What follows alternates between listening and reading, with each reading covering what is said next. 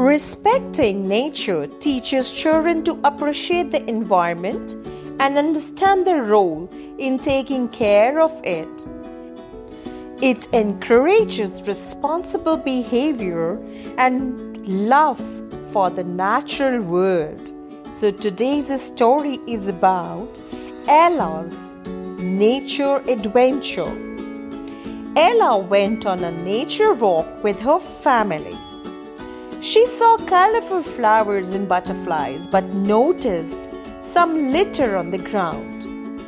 Ella's mom said, "We should respect nature by keeping it clean."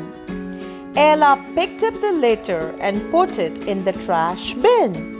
She felt proud of helping nature and enjoyed the walk even more.